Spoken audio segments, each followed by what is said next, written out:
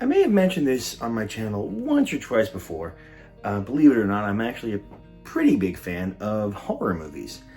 The reason why I mention this is that recently, meaning a couple hours ago, I went to go see the newest movie by director Ari Aster. His previous work is Hereditary and Midsommar.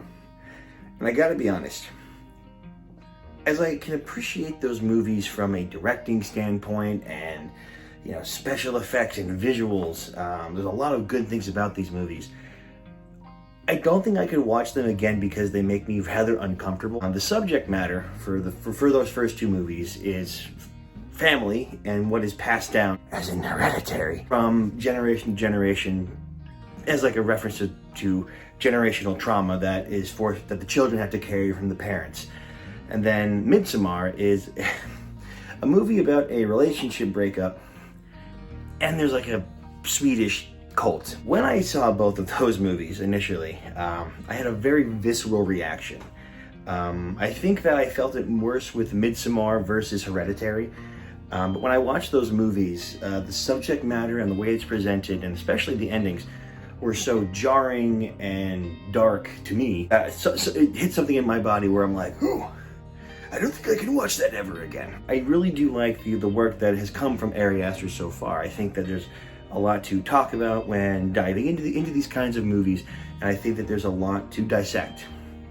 So when I saw that there was a movie coming out starring Joaquin Phoenix, an actor that I quite admire, I was curious to see what it would be like. Now, from the trailer of Beau is Afraid, I never really got the impression that the movie was going to be scary.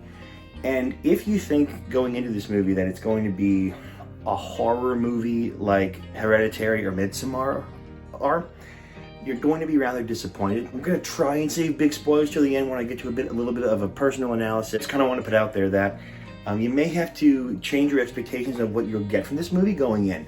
It's about 3 hours long, so it's a bit of a long movie, and there's like a turn about halfway through that kind of gets a little metaphorical and a little bit more on the artsy side, which I thought was really, really good. But it's not everyone's cup of tea, and I fully get that. We've talked about the themes that have come from both Hereditary and Midsommar. Family, relationship breakup. What is the theme of Beau is Afraid? Well, the theme that is present in various aspects throughout the movie is guilt. The character of Beau in the beginning of the movie is not in a good spot.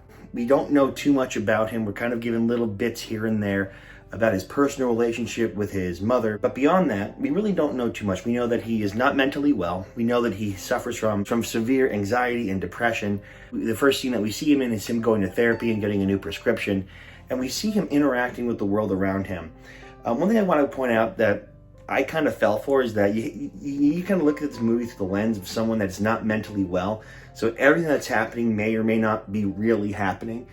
So I feel that if we are looking at it from Beau's perspective, a lot more in his mind on how he perceives the world rather than what it really is. But we'll kind of get to that at the end. So the movie starting off, Beau is living in the worst apartment complex in New York City, or insert city name here. It's an unidentified city.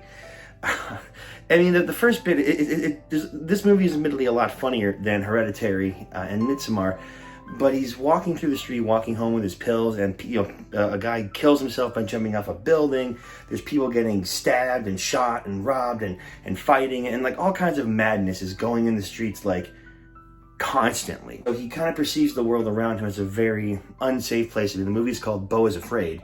And if you think that if you were living in that kind of scenario, yeah, you'd probably be a little bit nervous. The big plot of the movie is that Beau is supposed to go ahead and visit his mother.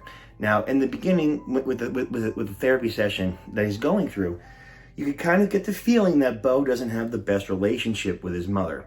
So through that, we can kind of infer throughout the rest of the movie some things that may have happened between them, that the reasons why their relationship is not necessarily on the best of terms.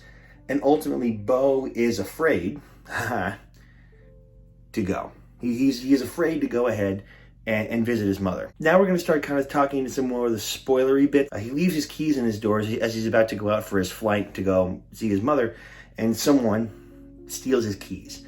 So with that, he becomes paranoid that his apartment complex is going to get robbed. He's going to get hurt. So he calls his mom and he starts saying, "Hey, what should I do?" And the mom is kind of cold at this point.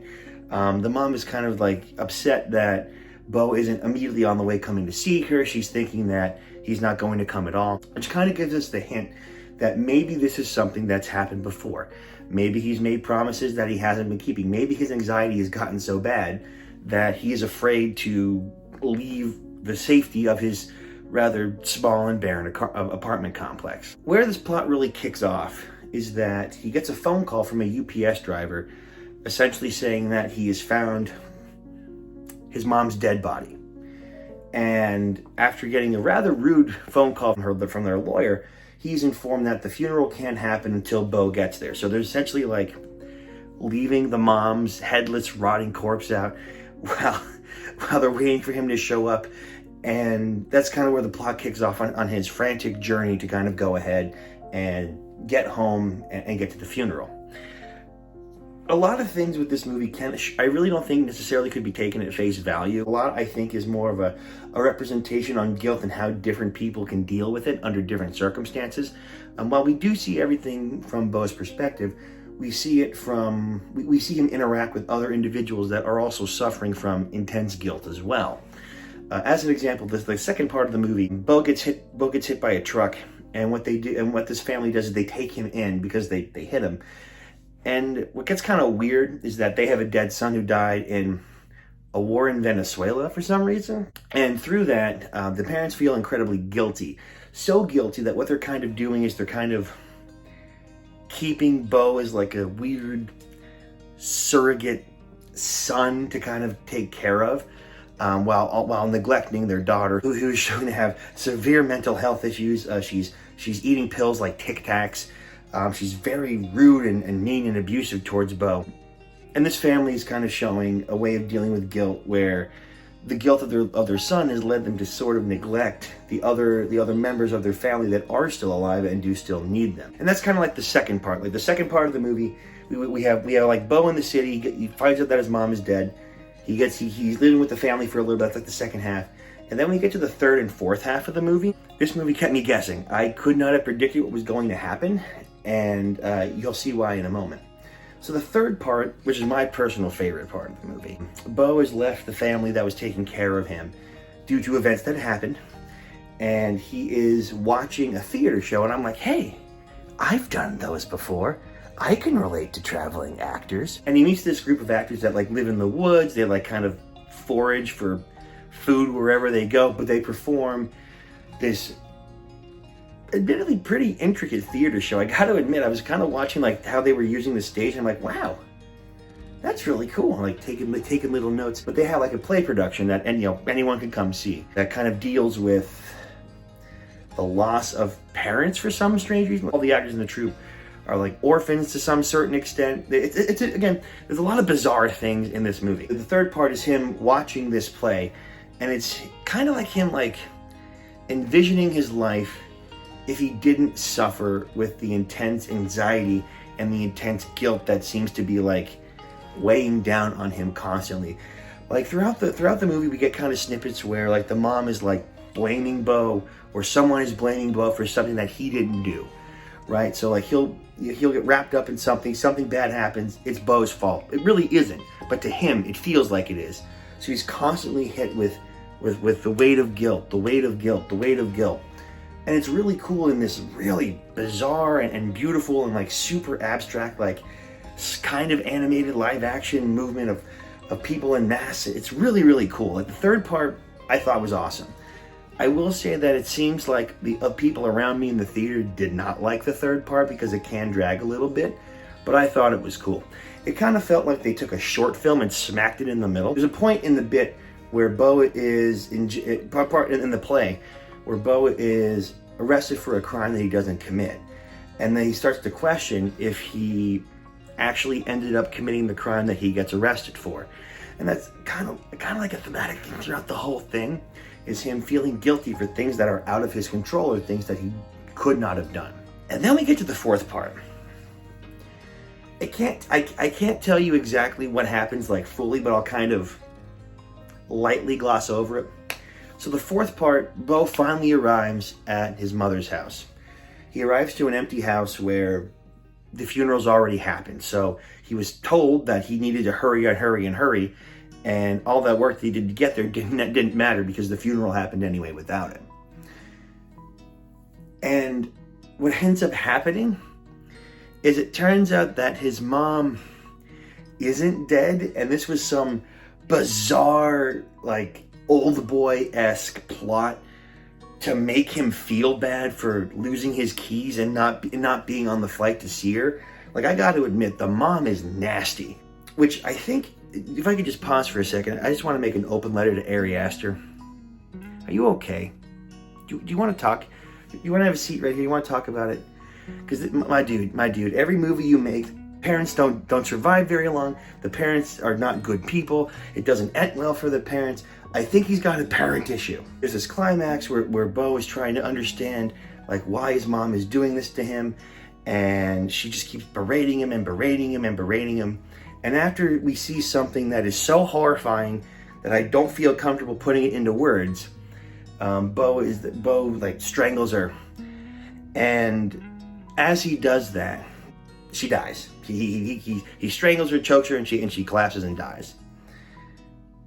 After that, and this is where we get to the part where I kind of started to fall off with the movie a little bit.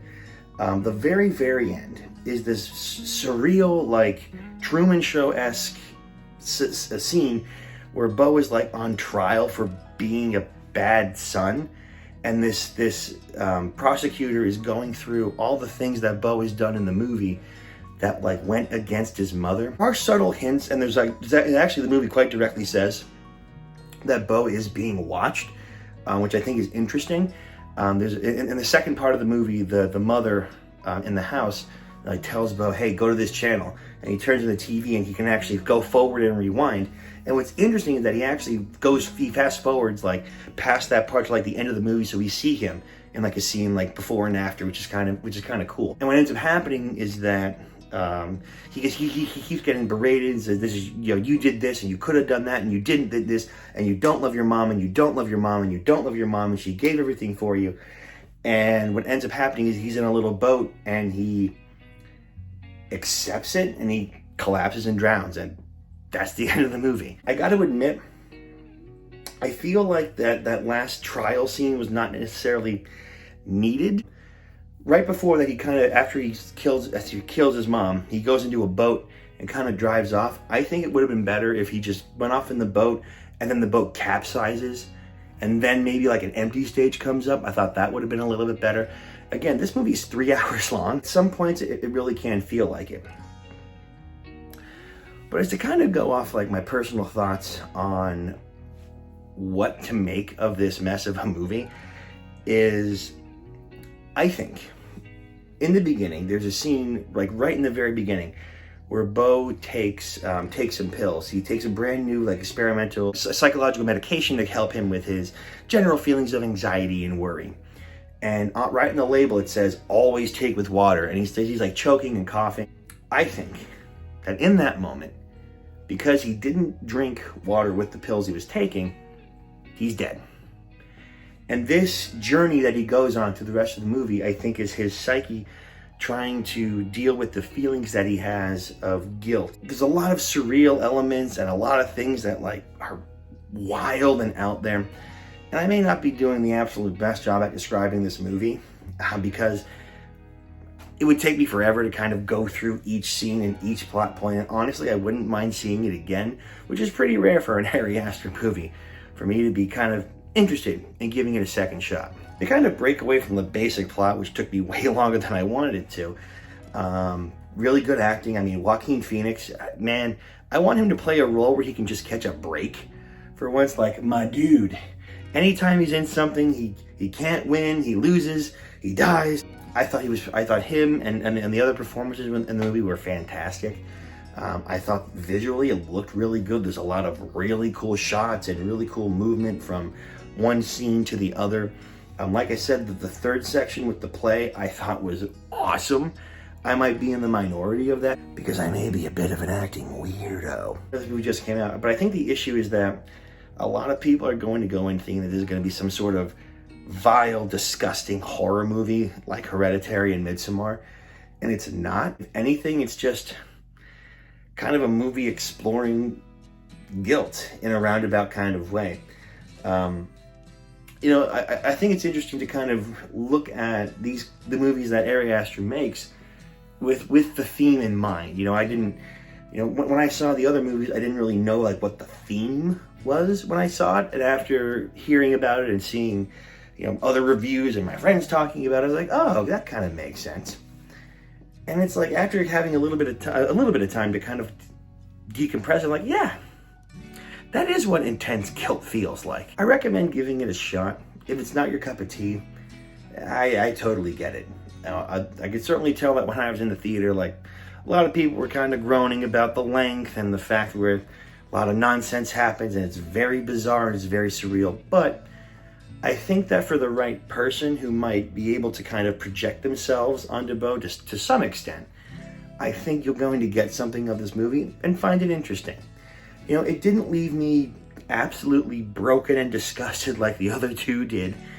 And ultimately, I had a really good time with it. There's a lot of comedy, especially in like the first couple of parts of it, where it's not as heavy and it's not as dark and it's not as tense till maybe like the last final bit of the movie is where it gets its darkest.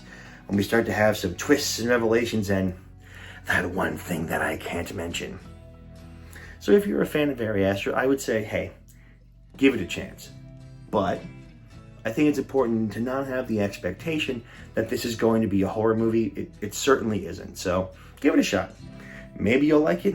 Maybe you won't. I'm very curious to see how this is going to age, because I feel like this is a movie that's going to age better than maybe its initial release. I think it's going to have a better following when people have had some more time to sit down with it and let it age a little bit. I think it's going to age like a fine wine. With that being said, thank you guys so much for watching. I know I haven't made a lot of movie reviews in some time. Maybe I'll do some more later. I don't know. But hey, thank you guys so much for watching. I'll see you in the next one.